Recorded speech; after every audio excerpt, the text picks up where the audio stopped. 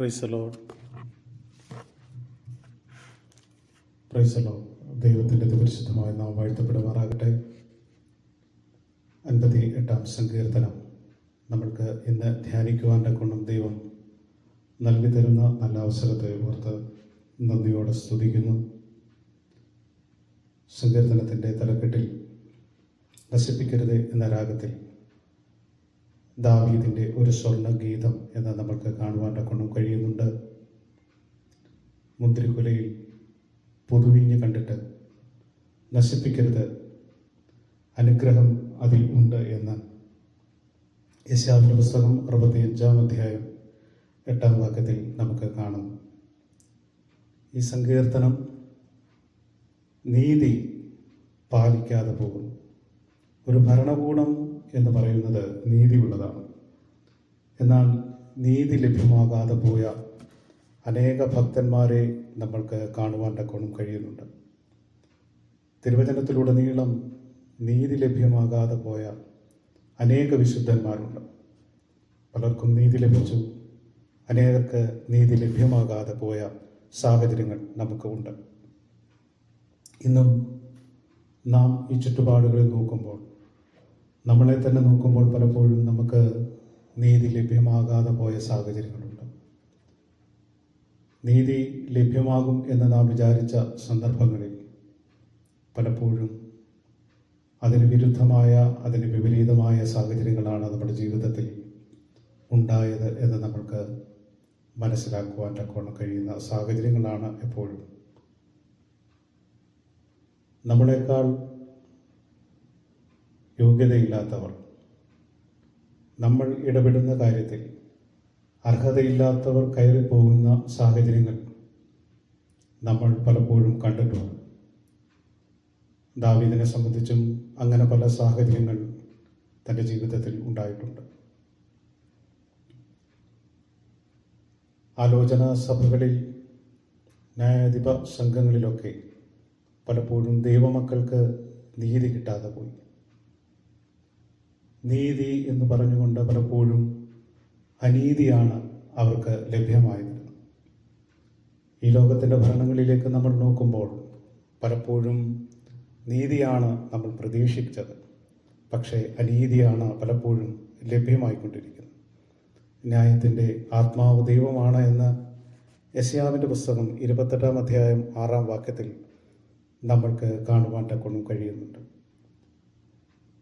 ദുഷ്ടനെ സംബന്ധിച്ച് അവന് ലാഭകരമായ, അല്ലെങ്കിൽ അവന് പ്രയോജനമുള്ള രീതിയിലാണ് നിയമത്തെ അവൻ വളച്ചൊടിക്കുന്നത്.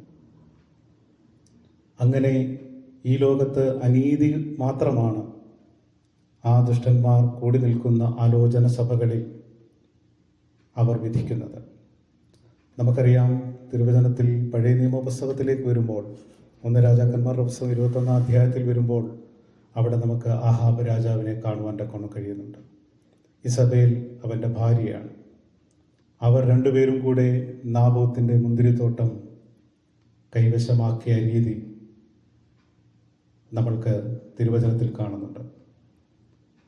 ഇതുപോലെ തന്നെയാണ് ഭക്തൻ്റെ അനുഗ്രഹങ്ങളും അവകാശങ്ങളും നീതി നിഷേധിക്കപ്പെടുന്ന ഒരു അവസ്ഥ നമ്മുടെ ജീവിതത്തിൽ ഉണ്ടാകാറുണ്ട്. ഇസബേൽ തൻ്റെ ചില ചതിപ്രയോഗങ്ങൾ ഭക്തനെതിരെ പ്രയോഗിച്ച സാഹചര്യങ്ങൾ അവനെ കൊണ്ടുവന്നിട്ട് അവന് രാജാവിന് വിപരീതമായി സംസാരിച്ചു എന്ന് കള്ളസാക്ഷികൾ മുഖാന്തരമാണ് അവനെ കൊല്ലുവാൻ തക്കോണമിടയായത്. ഇന്നും ദൈവമക്കൾക്കെതിരെ, സത്യത്തിനെതിരെ അനേക കള്ളസാക്ഷികൾ ഈ ലോകത്ത് എഴുന്നേൽക്കുമ്പോൾ ഭക്തനും അതുപോലെയുള്ള സാഹചര്യങ്ങൾ ദിനംതോറും അഭിമുഖീകരിക്കേണ്ട അവസ്ഥകൾ ഉണ്ടാകാറുണ്ട്. നാബോത്ത് അവൻ്റെ പൈതൃക സ്വത്തായ ഭൂമി, അത് വിട്ടുകൊടുക്കുവാൻ അവൻ അവകാശമില്ല. എങ്കിലും അവൻ്റെ അവകാശത്തെ ശത്രു നീതി നിഷേധിച്ചുകൊണ്ട് അവൻ കൈക്കലാക്കുകയാണ്. ഇങ്ങനെയാണ് പലപ്പോഴും അനീതിപരമായ ദുഷ്ടനെ കൂട്ടുപിടിച്ചുകൊണ്ട്, ശത്രുവിനെ കൂട്ടുപിടിച്ചുകൊണ്ട് പലപ്പോഴും നീതി നിഷേധം ഇന്നും അക്കാലത്തും ഉണ്ടായിരുന്നു എന്ന് നമ്മൾക്ക് കാണുവാൻ തക്കോണം കഴിയുന്നുണ്ട്. 58-ാം സങ്കീർത്തനത്തിൻ്റെ പ്രാരംഭവാക്യത്തിലേക്ക് വരുമ്പോൾ, ദേവന്മാരെ നിങ്ങൾ വാസ്തവമായി നീതി പ്രസ്താവിക്കുന്നു, മനുഷ്യപുത്രന്മാരെ നിങ്ങൾ പരമാർത്ഥമായി വിധിക്കുന്നു. ആവർത്തന സമാന്തരത്വമാണ് ആ വാക്യത്തിൽ നമ്മൾ കാണുന്നത്. ദേവന്മാരെ നിങ്ങൾ വാസ്തവമായി നീതി പ്രസ്താവിക്കുന്നു. ഇവിടെ ദേവന്മാരെ എന്ന് വിളിച്ചിരിക്കുന്നത് ഈ ലോകത്തിലെ ദേവന്മാരെ അല്ല, അക്കാലത്തെ ഭരണ സംവിധാനത്തെയാണ്, അവരെ നോക്കിയാണ് പറയുന്നത് ദേവന്മാരെ എന്ന് പറയുന്നത്. മോശയുടെ സംഖ്യാപുസ്തകം 11-ാം അധ്യായം 16-ാം വാക്യത്തിൽ മോശയ്ക്ക് ഭരണത്തിന് സഹായകരമായി, അവൻ്റെ ശുശ്രൂഷകൾക്ക് സഹായകമായി 70 പേരെ തിരഞ്ഞെടുക്കുന്നത് നമ്മൾ കാണുന്നുണ്ട്. ആ 70 പേര് പിന്നീട് ഇങ്ങോട്ട് മോശയെ ഭരണത്തിൽ സഹായിച്ചു. അത് പിന്നീട് നീതിപൂർവമല്ലാത്ത സാഹചര്യങ്ങളിലേക്ക് പോയതായി നമ്മൾക്ക് തിരുവചനത്തിലുടനീളം കാണുന്നുണ്ട്. ഈ ദേവന്മാരെ എന്ന് വിളിക്കുന്നത് യോഹന്നാന്റെ സുവിശേഷം 10-ാം അധ്യായം 34-ാം വാക്യത്തിൽ വരുമ്പോൾ യേശു അവരോട്, നിങ്ങൾ ദേവന്മാർ ആകുന്നു എന്നും ഞാൻ പറഞ്ഞു എന്ന് നിങ്ങളുടെ ന്യായപ്രമാണ പുസ്തകത്തിൽ എഴുതിയിരിക്കുന്നില്ലയോ? അപ്പോൾ ഈ ന്യായാധിപ സംഘത്തെ, സന്നിധിയും സംഘത്തെ ആണ് മോശയുടെ കാലത്ത് ആരംഭിച്ച ആ 70 പുരുഷന്മാർ പിന്നീട് സന്നിധിയും സംഘമായി അത് പരിണമിച്ചപ്പോൾ അവർ പലപ്പോഴും അനീതിയുള്ള കാര്യങ്ങളാണ് ചെയ്തുകൊണ്ടിരുന്നത് എന്ന് നമ്മൾക്ക് മനസ്സിലാക്കും. കള്ള ന്യായാധിപന്മാരാണ് അവരിലേക്ക് വന്നത്. ദൈവമക്കളുടെ ന്യായമായി കിട്ടേണ്ട പലപ്പോഴും അവർ അന്യായത്തിൽ കൂട്ടുനിന്നതായി നമ്മൾക്ക് കാണുവാൻ തക്കോണം കഴിയുന്നുണ്ട്. അതുകൊണ്ടാണ് 82-ാം സങ്കീർത്തനം പറയുന്നത്, ദൈവം ദേവസഭയിൽ നിൽക്കുന്നു, അവൻ ദേവന്മാരുടെ ഇടയിൽ ന്യായം വിധിക്കുന്നു. അതായത് സങ്കീർത്തനക്കാരൻ പറയുകയാണ്, ആസാഫ് പറയുകയാണ്, ഈ ന്യായാധിപ സംഘത്തെ അല്ലെങ്കിൽ ഈ സന്നിധിയും സംഘത്തെ നോക്കിക്കൊണ്ട് പറയുകയാണ്, ദൈവം ദേവസഭയിൽ നിൽക്കുന്നു.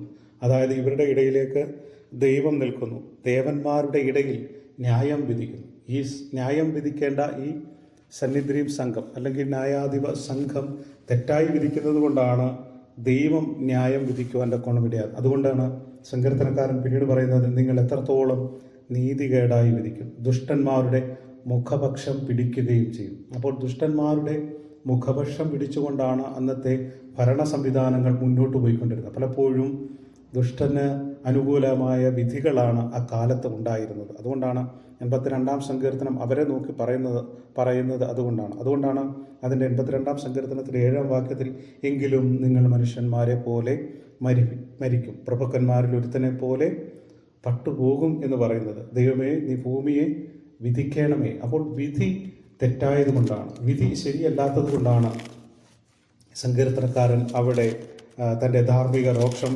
പ്രകടിപ്പിക്കുവാൻ തക്കോണം ഇടയായത്. 58-ാം സങ്കീർത്തനത്തിൻ്റെ പശ്ചാത്തലവും അങ്ങനെ നീതി നിഷേധിക്കപ്പെട്ട ഒരാളുടെ ധാർമ്മികമായ രോക്ഷമാണ് നമുക്ക് കാണുവാൻ തക്കോണം കഴിയുന്നത്.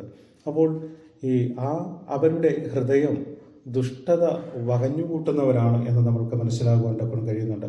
2-ാം വാക്യത്തിൽ അത് തന്നെയാണ് പറയുന്നത്, നിങ്ങൾ ഹൃദയത്തിൽ ദുഷ്ടത പ്രവർത്തിക്കുന്നു, ഭൂമിയിൽ നിങ്ങളുടെ കൈകളുടെ നിഷ്ഠൂരത തൂക്കിക്കൊടുക്കുന്നു. ഹൃദയമാണ് ആ ദുഷ്ടതയുടെ ഇരിപ്പിടം എന്ന് നമ്മൾക്ക് മനസ്സിലാക്കുവാൻ തക്കോണം കഴിയുന്നു.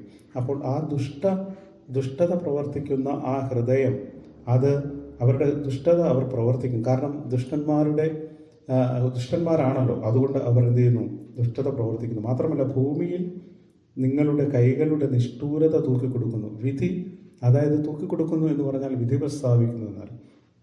അപ്പോൾ അവരുടെ ആ വിധി പ്രസ്താവമെല്ലാം നിഷ്ഠൂരമാണ്, ന്യായമല്ലാത്ത വിധികളാണ്, അന്യായമായ വിധികളാണ് പലപ്പോഴും അവർ ചെയ്യുന്നത്. അതുകൊണ്ടാണ് ദുഷ്ടൂരത തൂക്കിക്കൊടുക്കുന്നു എന്ന് പറയുവാൻ തക്കോണം കഴിയുന്നത്. ദുഷ്ടന്മാർ ഗർഭം മുതൽ ഭ്രഷ്ടന്മാരായിരിക്കുന്നു, അവർ ജനനം മുതൽ ഫോഷ്ക പറഞ്ഞ് തെറ്റി നടക്കുന്നു. അപ്പോൾ എന്താണ്? ഇവർ ജനനം മുതൽ ദുഷ്ടന്മാർ ഗർഭം മുതൽ ഭ്രഷ്ടന്മാരായിരിക്കുന്നു, അവർ ജനനം മുതൽ ഫോഷ്ക് പറഞ്ഞ് തെറ്റി നടക്കുന്നു. ദുഷ്ടന്മാർ എപ്പോഴും അവർ ഫോഷ്ക് പറഞ്ഞുകൊണ്ട്, ന്യായത്തിനെതിരെ ഫോഷ്ക് പറഞ്ഞുകൊണ്ട്, കള്ളം പറഞ്ഞുകൊണ്ട് അവർ ജനനം മുതൽ അല്ലെങ്കിൽ അവരുടെ അവർക്കറിവ് വെച്ച നാൾ മുതൽ ദുഷ്ടൻ്റെ പ്രവൃത്തി അതായിരുന്നു എന്ന് നമ്മൾക്ക് മനസ്സിലാക്കുവാൻ തക്കോണം കഴിയുന്നു. അതുകൊണ്ടാണ് ഗർഭപാത്രം മുതൽ എന്ന് പറയുവാൻ തക്കോണം സങ്കീർത്തനം 51:5 പറയുന്നു, ഇതാ ഞാൻ അകൃത്യത്തിൽ ഉരുവായി, പാപത്തിൽ എൻ്റെ അമ്മ എന്നെ ഗർഭം ധരിച്ചു എന്ന് പറയുവാൻ തക്കോണം. അപ്പോൾ ആ ജനനം, ഒരു മനുഷ്യൻ്റെ ജനനം മുതൽ അവൻ പാപിയായി ജനിക്കുകയാണ്. നാം പാപം ചെയ്ത് പാപികളാകുകയല്ല, നാം പാപത്തിൽ ജനിച്ചതുകൊണ്ടാണ് നാം പാപികളായി തീർന്നു. 38-21 പറയുന്നു, പാപം ചെയ്യുവാൻ ആരും നമ്മളെ പഠിപ്പിക്കേണ്ട. മനുഷ്യൻ്റെ മനോനിരൂപണം ബാല്യം മുതൽ ദോഷമുള്ളതാകുന്നു എന്നാണ് ഉൽപ്പത്തി പുസ്തകത്തിൽ പറയുന്നത്. അപ്പോൾ ഒരു മനുഷ്യൻ ജനിക്കുമ്പോൾ മുതൽ എന്താണ്? അവൻ ഭോഷ്ക് പറയുന്നവനാണ്, പാപിയാണ്, അവൻ പാപപ്രവർത്തികളാണ്, ദുഷ്ടതയാണ് അവനിൽ ഉണ്ടാകുന്നത്. എന്നാൽ ദൈവത്തെ അവൻ അറിയുമ്പോഴാണ് ആ ദുഷ്ടതയിൽ നിന്ന് അവൻ മാറി ചിന്തിക്കുന്നത്. എന്നാൽ ഈ ലോകത്തിൻ്റെ നന്മകൾ ഈ ലോകത്തിൽ പലപ്പോഴും ഉണ്ടാകുമെങ്കിലും അവൻ്റെ ഹൃദയം ദുഷ്ടതയിൽ തന്നെയാണ് ആയിരിക്കുന്നത്. ദൈവത്തെ അറിയുന്നത് മുതൽ ആണ് ഒരു മനുഷ്യൻ്റെ ഉള്ളിൽ മാനസാന്തരം ഉണ്ടാകുന്നത്. അതാ നമ്മുടെ ഈ ലോകത്തിൽ നാം ചെയ്യുന്ന പലതും അന്യായമാകണം എന്നില്ല. നമുക്കറിയാം, ഹമ്മുറാബിയുടെ ആ നിയമസംഹിത കല്ലിനു പകരം കണ്ണ്, പല്ലിനു പകരം പല്ല് എന്നാണ്. എന്നാൽ ദൈവസന്നിധിയിലേക്ക് വരുമ്പോൾ, ദൈവവചനം നാം പഠിക്കുമ്പോൾ അങ്ങനെയല്ല. നമ്മൾക്ക് ഒരു കരണം കാണിച്ചു കൊടുക്കുന്നവന് മറ്റേതുകൂടെ കാണിച്ചു കൊടുക്കുവാനാണ് നമ്മുടെ കർത്താവ് നമ്മളെ പഠിപ്പിച്ചത്. അപ്പോൾ അതാണ് ദൈവവചനത്തിൻ്റെ ന്യായം. ഈ ലോകത്തിൻ്റെ ന്യായം അടിക്കുന്നവനെ തിരിച്ചടിക്കുക എന്നുള്ളവനാണ്. നമ്മളെ നല്ലത് പറയുന്നവനെതിരെ അതിലും ക്രൂരമായി മറുപടി പറയുക, അവനെ തിരിച്ചു പറയാനാകാത്ത വിധം അവനെ വേദനിപ്പിച്ചുകൊണ്ട് നമ്മൾ സംസാരിക്കുന്നതാണ് ഈ ലോകത്തിൻ്റെ നീതി. എന്നാൽ ദൈവിക നീതി അതല്ല എന്ന് നമ്മൾക്ക് മനസ്സിലാക്കുവാൻ കഴിയുന്നുണ്ട്. അപ്പോൾ ദുഷ്ടൻ ഗർഭം മുതൽ എന്താണ്? അവൻ ഭ്രഷ്ടനായിരിക്കുന്നു. അവൻ ജനനം മുതൽ ഭോഷ്ക് പറഞ്ഞ് തെറ്റി നടക്കുന്നു. അടുത്ത വാക്യത്തിലേക്ക് വരുമ്പോൾ 58 സങ്കീർത്തനം 4 വാക്യത്തിലേക്ക് വരുമ്പോൾ, അവരുടെ വിഷം സർപ്പവിഷം പോലെ, അവർ ചെവിയടഞ്ഞ പൊട്ടയണലി പോലെയാകുന്നു. എത്ര സാമർഥ്യത്തോടെ മന്ത്രം ചൊല്ലിയാലും മന്ത്രവാദികളുടെ വാക്ക് അത് കേൾക്കുകയില്ല. അപ്പോൾ തലഭാഗത്തിൽ അവരുടെ വിഷം സർപ്പവിഷം പോലെ ആകുന്നു എന്നാണ് പറയുന്നത്. അപ്പോൾ വിഷം എന്ന് പറയുന്നത് ഇവിടെ വാക്കുകളാണ്, അല്ലെങ്കിൽ അവരുടെ തീരുമാനങ്ങളാണ്.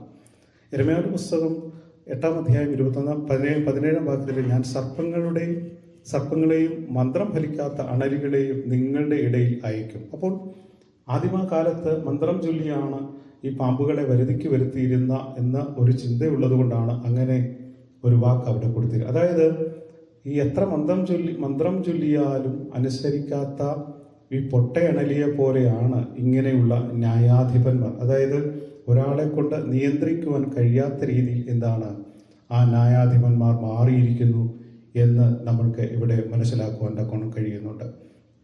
വിഷം നിറച്ച നാവുകൊണ്ടാണ് അവർ അനീതി വിധിക്കുന്നത്.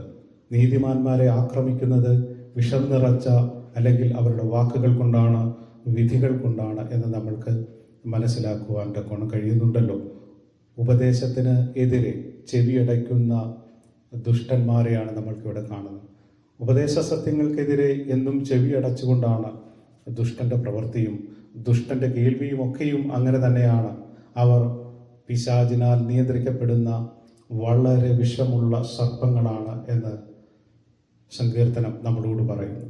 പിശാചിനാൽ നിയന്ത്രിക്കപ്പെടുന്ന കൊടും വിഷമുള്ള പാമ്പുകളാണ് അവർ. അപ്പോൾ അവരെ പോലെ ആണ് ഈ നീതിമാന്മാർ എന്ന് സങ്കീർത്തനക്കാരനായ ദാവീദ് ഇവിടെ പറയുകയാണ്. ദൈവമേ, അവരുടെ വായിലെ പല്ലുകളെ തകർക്കണമേ. യഹോവേ, ബാലസിംഹങ്ങളുടെ അണപ്പല്ലുകളെ തകർത്ത് കളയണമേ എന്ന് പറയുകയാണ്. ശത്രുവിൻ്റെ അല്ലെങ്കിൽ ഈ വിധി പ്രസ്താവിക്കുന്ന ദുഷ്ട ന്യായാധിപന്മാരുടെ ക്രൂരമായ പല്ലുകൾ തകർത്ത് കളയണം എന്ന് പറയുകയാണ്.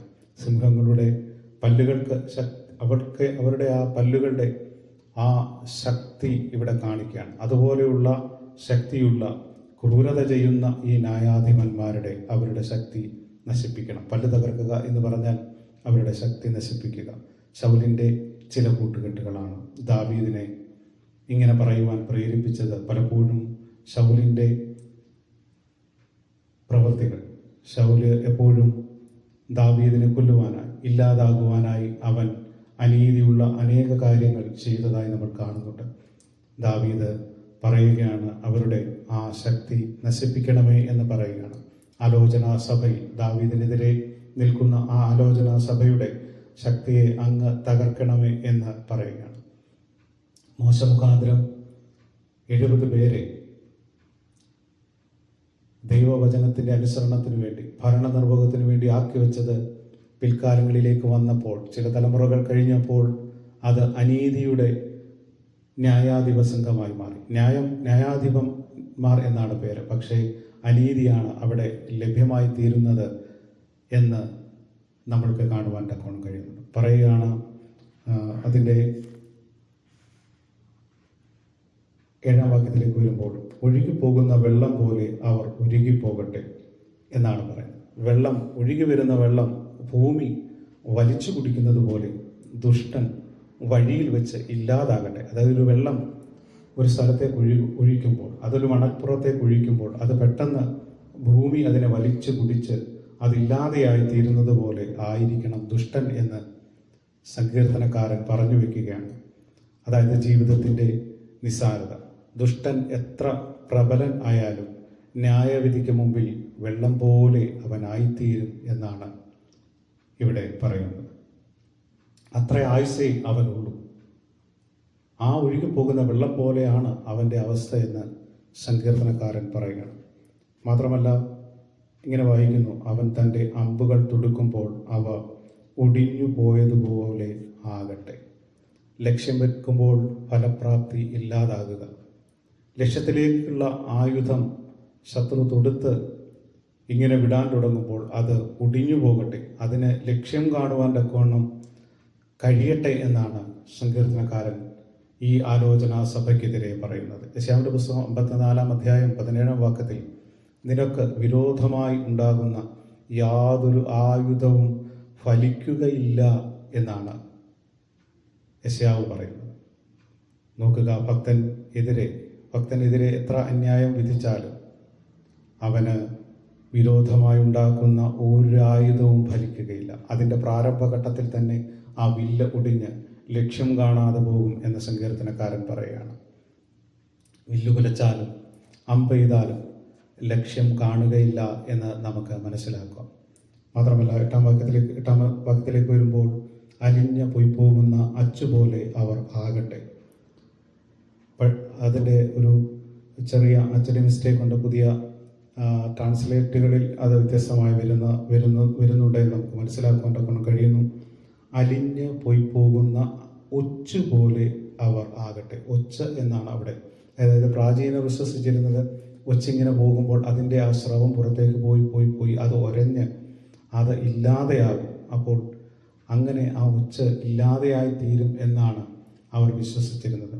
അതുപോലെ ദുഷ്ടൻ ഇല്ലാതെയാകട്ടെ, ദുഷ്ടൻ സ്വയം തീർന്നു പോകട്ടെ എന്നാണ് ദാവീദ് തൻ്റെ ധാർമ്മിക രോക്ഷം പ്രകടിപ്പിക്കുന്നത്. മാത്രമായ ഗർഭം അലസിപ്പോയ സ്ത്രീയുടെ പ്രജ പോലെ അവർ സൂര്യനെ കാണാതാകട്ടെ എന്നാണ് പറയുന്നത്. ഗർഭം അലസിപ്പോയ സ്ത്രീ, അതായത് ചാവിള്ള പോലെ അവർ ഒരിക്കലും സൂര്യപ്രകാശം കാണാതെ ഇരിക്കട്ടെ. ഹൃദയത്തിൽ ഒരുക്കി വെച്ച ആഗ്രഹം പൂർത്തീകരിക്കുന്നതിന് മുമ്പ് ഹല്ലേലൂയ അത് പുറത്തേക്ക് കാണാതെ പോകട്ടെ എന്നാണ് അവർ പറയുന്നത്. ആഗ്രഹം പൂർത്തിയാകാതെ പോകുക. ദുഷ്ടൻ്റെ ആഗ്രഹങ്ങൾക്ക് വെളിച്ചം കാണരുതേ എന്നാണ് ദാവീദ് പറയുന്നത്. ദുഷ്ടൻ്റെ ആഗ്രഹങ്ങൾ ഈ ലോകത്തിലാണ് അവൻ പലപ്പോഴും അവൻ പ്രയോഗിക്കാറുണ്ട്. അവൻ്റെ ആഗ്രഹങ്ങൾ മറ്റുള്ളവർക്ക് ദോഷമാണ്, സമൂഹത്തിന് ദോഷമാണ്, എല്ലാ വ്യവസ്ഥിതികൾക്കും ദോഷമാണ് ദുഷ്ടൻ്റെ ആഗ്രഹങ്ങൾ. എന്നാൽ ആ ആഗ്രഹങ്ങളെ വെളിച്ചം കാണാതെ, സൂര്യൻ കാണാതെ പോകട്ടെ എന്ന് സങ്കീർത്തനക്കാരൻ ദാവീദ് പറയുകയാണ്. നോക്കുക, നമ്മുടെ മനസ്സിൽ പലപ്പോഴും ദുഷ്ടൻ്റെ ആഗ്രഹങ്ങൾ കടന്നുകൂടുന്നുവെങ്കിൽ അതിനെ നാം നിർവീര്യമാക്കി കളയണമെന്ന് ദൈവം ആഗ്രഹിക്കുന്നു. മാത്രമല്ല, 9-ാം വാക്യത്തിലേക്ക് വരുമ്പോൾ, നിങ്ങളുടെ കലങ്ങൾക്ക് മുൾത്തീ തട്ടും മുമ്പേ പച്ചയും വെന്തതുമെല്ലാം ഒരുപോലെ അവൻ ചുഴലിക്കാറ്റിനാൽ പാറ്റിക്കളയും.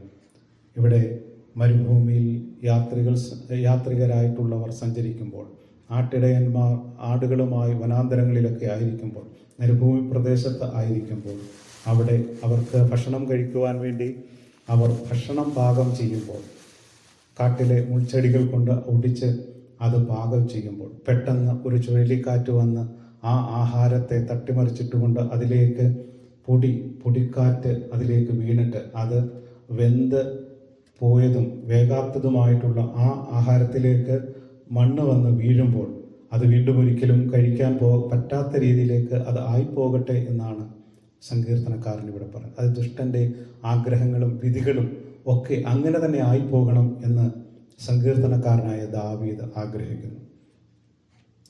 ഭക്തനു വേണ്ടി ശത്രു ഒരുക്കുന്ന പദ്ധതികൾ എല്ലാം വഴിയിൽ മുടങ്ങിപ്പോകട്ടെ എന്നാണ് ദാവീദിൻ്റെ ധാർമ്മിക രോഷം നമ്മൾക്ക് ഇവിടെ കാണുവാൻ കഴിയുന്നത്.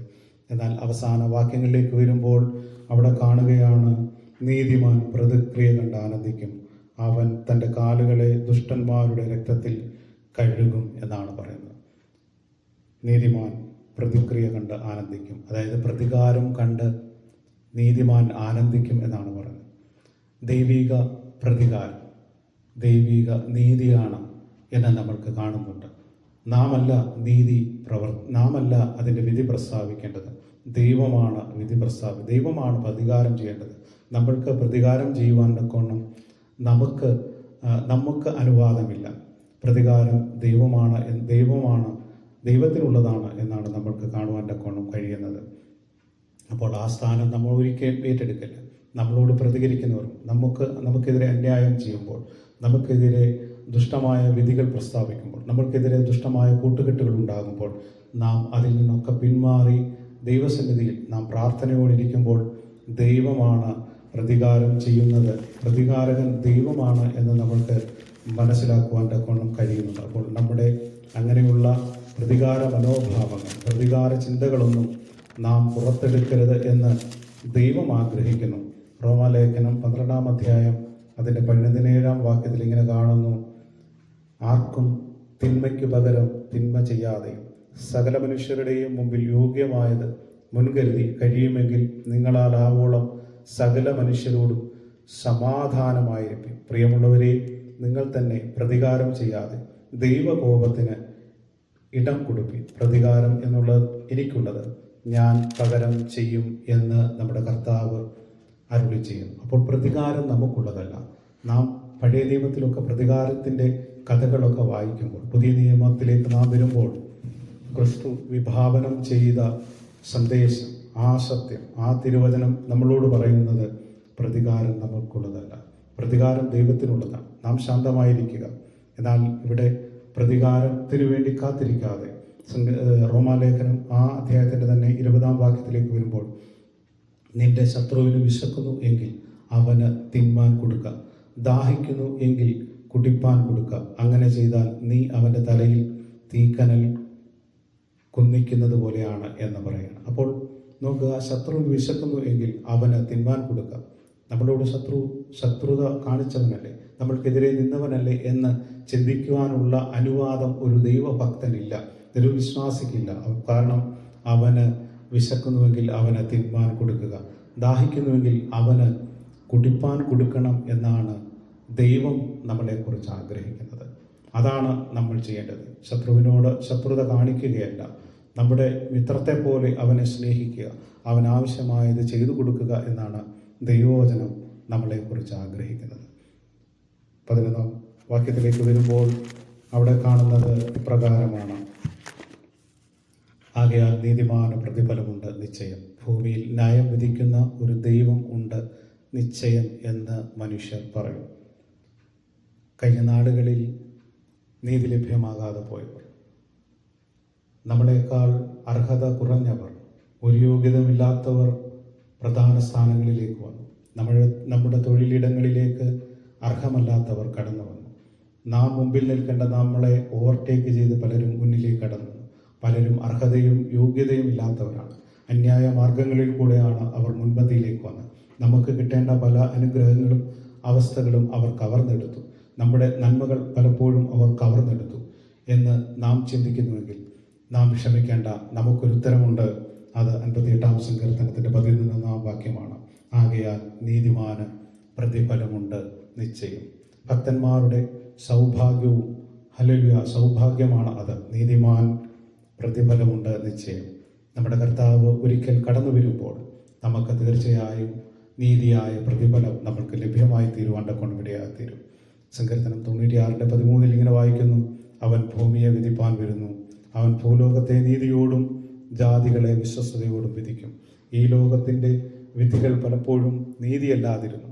ഈ ലോകത്തിൻ്റെ വിധികൾ പലപ്പോഴും ഭക്തന് അനുകൂലമല്ലായിരുന്നു. ഭക്തനെ തകർത്ത് കളയുന്ന വിധികളാണ് ഈ ലോകത്തിൽ ഉണ്ടായിരുന്നത്. എന്നാൽ ഭൂമിയെ വിധിപ്പാൻ നമ്മുടെ കർത്താവ് വരുന്നുണ്ട്. അവൻ ജാതികളെ വിശ്വസ്തയോടും നീതിയോടും കൂടെ, ഈ ഭൂലോകത്തെ നീതിയോടും കൂടെ വിധിക്കും. ഈ ലോകത്തെ വിധിപ്പാൻ നാം ക്ഷമയോടെ കാത്തിരിക്കുക. നാം ക്ഷമയോടെ കാത്തിരിക്കുന്നുവെങ്കിൽ നീതിമാന് ഒരു ദിവസം ദൈവിക വിജയവും പ്രതിഫലവും ദൈവം നൽകുന്ന നാളുണ്ട്. നീതിമാന് ദൈവിക വിജയം ആസ്വദിക്കുവാനുള്ള അവസരം ദൈവം ഒരുക്കിത്തരും. നമ്മുടെ കർത്താവ് വീണ്ടും വരുമ്പോൾ പ്രതിഫലം വിഭാഗിക്കുമ്പോൾ നമുക്ക് ആ പ്രതിഫലം പങ്കുവയ്ക്കുവാനും ആ പ്രതിഫലം ദൈവത്തിൽ നിന്ന് വാങ്ങിക്കുവാൻ തക്കൊണ്ട് ദൈവം നമ്മളെ ഇടയാക്കും. അനേകം വിശുദ്ധന്മാരുടെ ആ പന്തിയിൽ നമുക്ക് ഒരുമിച്ച് ആയിത്തീരുവാൻ തക്കണം ദൈവം നമ്മൾക്ക് സാധ്യമായ വഴികൾ തുറന്നു തരട്ടെ. അതിനുള്ള ആത്മീയ പ്രചോദനം നമ്മൾക്ക് തുറന്നു തരണം. പലപ്പോഴും നമുക്ക് ഈ ലോകത്തിൻ്റെ നീതി കിട്ടാതെ പോകുന്നതിൻ്റെ കാരണം പലരുടെയും സാമ്പത്തികമായ ആ ഒരു ആഗ്രഹങ്ങളാണ്. നമ്മളെക്കാൾ വലിയ സമ്പന്നരാകുക, ഈ ലോകത്ത് വലിയ സമ്പന്നരാകുക, ഈ ലോകത്ത് ഒന്നാമതാകുക എന്നുള്ളതാണ് പലരുടെയും ആഗ്രഹം. അതിനുവേണ്ടിയാണ് നമ്മളെ ചവിട്ടിത്താഴ്ത്തിക്കൊണ്ട് നമ്മൾക്ക് കിട്ടേണ്ട അനേക പദവികളും അനുഗ്രഹങ്ങളും ലഭ്യമാകാതെ ശത്രു അത് കവർന്നെടുക്കുവാൻ തക്കോണം ഇടയായിത്തീരുന്നത്. അതിന് അവർ ഭരണാധികാരികളെ അല്ലെങ്കിൽ ഏതെങ്കിലും സ്ഥാനത്തിരിക്കുന്നവരെ അതിനുവേണ്ടി കൂട്ടായി ഉപയോഗിക്കുന്ന സാഹചര്യങ്ങളുണ്ട്. അപ്പോൾ അങ്ങനെയുള്ള സാഹചര്യങ്ങൾ ഭക്തനെതിരെ വരുമ്പോൾ നാം ഭയപ്പെടേണ്ട, പേടിക്കേണ്ട. മാത്രമല്ല, സങ്കീർത്തനം 23:6 വായിക്കുന്നു: നന്മയും കരുണയും എൻ്റെ ആയുഷ്കാലമൊക്കെയും എന്നെ പിന്തുടരും, ഞാൻ യഹോവയുടെ ആലയത്തിൽ ദീർഘകാലം വസിക്കും. നീതിമാൻ ഫലത്തിനു വേണ്ടി ജീവിക്കുന്നവനല്ല, ഫലം അവൻ്റെ ജീവിതത്തിൻ്റെ തുടർച്ചയാണ്. ഈ ദിവസങ്ങളിൽ നാം അനുഗ്രഹത്തിൻ്റെ പുറകെ പോവുകയല്ല, നമ്മൾ അനുഗ്രഹത്തിൻ്റെ പുറകെ അല്ല നാം സഞ്ചരിക്കേണ്ടത്. നമ്മുടെ പുറകെ ദൈവം നന്മയും കരുണയുമായി നമുക്ക് അത് പുറകെ തരുന്നതാണ്, നമ്മളെ പിന്തുടർന്നുകൊണ്ടേയിരിക്കുന്നതാണ്. പലപ്പോഴും അതിൻ്റെ ആ ഒരു യഥാർത്ഥ അർത്ഥം മനസ്സിലാക്കാത്തത് കൊണ്ടാണ് ഇന്നും ആത്മീയരെന്ന മേലങ്കി ധരിച്ച അനേകർ ഈ നന്മയെ സ്വായത്തമാക്കുവാൻ തക്കോണം ദുഷ്ടനുമായി കൂട്ടുചേർന്നുകൊണ്ട് ജീവിക്കുന്നത്. ഭക്തൻ എന്ന് പറഞ്ഞുകൊണ്ട് അഭക്തിയുടെ മാർഗമാണ് അവർ സ്വീകരിക്കുന്നത്. നീതി എന്ന് പറഞ്ഞുകൊണ്ട് അവർ അനീതിയാണ് ചെയ്യുന്നത്. പലപ്പോഴും ദൈവത്തെ ആലയത്തിൽ വന്നിട്ട് ദൈവത്തെ വിളിക്കുമ്പോൾ തന്നെ ആലയത്തിന് പുറത്തു പോകുമ്പോൾ അവർ അനീതി ചെയ്യുന്നു. അനീതിക്ക് അവർ കൂട്ടുനിൽക്കുന്ന സാഹചര്യങ്ങളുണ്ട്. എന്നാൽ ദൈവം പറയുകയാണ് നമുക്ക് ഹല്ലേലൂയ അങ്ങനെ ചെയ്യരുത്. നമ്മുടെ കർത്താവ് കാണിച്ചു തന്ന മാർഗം അതല്ല. നമ്മൾക്ക് ഹല്ലേലൂയ നീതിയോടെ നിൽക്കുവാനാണ്, അനീതിക്ക് കൂട്ടുനിൽക്കുവാനല്ല, ദുഷ്ടന് കൂട്ടുനിൽക്കുവാനുള്ള തെറ്റായ വിധികൾ പ്രസ്താവിക്കുവാനല്ല. നമുക്ക് ഹല്ലേലൂയ എല്ലാം ക്രിസ്തുയേശുവിൽ സ്നേഹത്തോടെ ചെയ്യുവാനാണ് പറയുന്നത്. അപ്പോൾ നാം ഈ നാളുകളിൽ ദൈവസന്നിധിയിലേക്ക് അടുത്തു വരുമ്പോൾ നന്മയും കരുണയും നമ്മുടെ ആയുഷ്കാലമൊക്കെയും നമ്മെ പിന്തുടരണം. നാം പിന്തുടരുകയല്ല, നമ്മെ പിന്തുടരണം എന്നാണ് ദൈവം നമ്മളോട് പറയുന്നത്. അതുകൊണ്ട് ഈ ദിവസങ്ങളിൽ നമുക്കെതിരെ ഈ ദാവീദിന്റെ ധാർമ്മിക രോഷം നമ്മൾക്കും വായിച്ചുകൊണ്ട് ഹല്ലേലൂയ ദൈവസന്നിധിയിൽ വിശുദ്ധിയോടെ ആയിരിക്കാം. ഇവിടെ ധാർമ്മിക രോഷം ഇവിടെ പ്രകടമാക്കുന്ന വാക്യങ്ങളെല്ലാം പഴയ നിയമ വാക്യങ്ങളാണ്. ശത്രുവിനെതിരെ ശത്രു മുടിഞ്ഞു പോകുവാനും ശത്രു ഇല്ലാതാകുവാനുമാണ് ഇവിടെ സങ്കീർത്തനക്കാരനായ ദാവീദ് പറയുന്നത്. എന്നാൽ പുതിയ നിയമ പുസ്തകങ്ങളിലേക്ക് വരുമ്പോൾ ക്രിസ്തു പഠിപ്പിച്ച മാർഗം ശത്രുവിന് വിശക്കുന്നുവെങ്കിൽ അവന് തിന്മാൻ കൊടുക്കുക. നമുക്ക് ഒരേ ഒരു ശത്രുവുള്ളൂ, അത് നമ്മുടെ ഹല്ലേലൂയ നമ്മുടെ പ്രതികാരകനായ, നമ്മുടെ തെറ്റിലേക്ക് നമ്മളെ നയിക്കുന്ന സാഹചര്യങ്ങൾ അനുദിനം ഒരുക്കുന്ന, നമുക്കെന്നും വിരോധിയായി നിൽക്കുന്ന സാത്താൻ മാത്രമേ നമ്മൾക്ക് ഹല്ലേലൂയ എതിരുള്ളൂ. നമ്മുടെ ഹല്ലേലൂയ ശത്രു അവനാണ്. ഈ ലോകത്തിൽ ഒരു മനുഷ്യനും നമ്മുടെ ശത്രുവല്ല. എല്ലാവരെയും നാം സ്നേഹിക്കണം. അവരിൽ പ്രവർത്തിക്കുന്ന പിശാചിൻ്റെ പദ്ധതികളെ നമ്മൾ എതിരിടുക, അതിനെതിരെ നമ്മൾ പ്രാർത്ഥിക്കുക. നമ്മൾക്ക് വ്യക്തിവിരോധം നമുക്ക് ദൈവവചനം നമ്മളെ അനുവദിക്കുന്നില്ല, അത് ദൈവം ആഗ്രഹിക്കുന്നില്ല. അപ്പോൾ നാം എന്ത് ചെയ്യണം? ഈ സങ്കീർത്തനം വായിക്കുമ്പോൾ തന്നെ അപ്പോൾ തന്നെ അതിനോട് ചേർന്ന് നിന്റെ ശത്രുവിന് ദാഹിക്കുന്നുവെങ്കിൽ അവന് കുടിപ്പാൻ കൊടുക്കുക, വിശക്കുന്നുവെങ്കിൽ അവന് ഭക്ഷിപ്പാൻ കൊടുക്കുക എന്നുള്ള ദൈവവചനത്തെ മുറുകെ പിടിച്ചുകൊണ്ട് ഈ നാടുകളിൽ മുന്നോട്ട് പോയാൽ ഈ ലോകത്ത് ഒരു പ്രതിഫലം, ഈ ലോകത്ത് നമ്മൾ ആഗ്രഹിക്കുന്ന ഒരു ഉന്നമനം നമുക്ക് ലഭ്യമായില്ലെങ്കിലും വരും കാലങ്ങളിൽ നമ്മുടെ കർത്താവ് നീതിയോടെ വിധിക്കുമ്പോൾ നമുക്കതിൻ്റെ പ്രതിഫലം തീർച്ചയായും നമ്മൾക്കുണ്ടാകും എന്ന് നമുക്ക് ഉറച്ച് വിശ്വസിക്കുന്നുണ്ട്. നമുക്ക് അത് ഒരിക്കൽ ലഭ്യമായി തീരും. ആ വിശ്വാസത്തിൽ നാം ആയിരിക്കുമ്പോൾ കർത്താവിൻ്റെ വരവെങ്കിൽ നമുക്കെല്ലാവർക്കും ഒരുമിച്ച് ചേർന്ന് ദൈവത്തെ സ്തുതിക്കുവാനും പ്രതിഫലം പറ്റുവാനും ദൈവം നമ്മളെ സഹായിക്കട്ടെ. ഈ സങ്കീർത്തനങ്ങളാൽ ദൈവം നമ്മളെ സമർത്ഥമായി അനുഗ്രഹിക്കട്ടെ. Praise the Lord.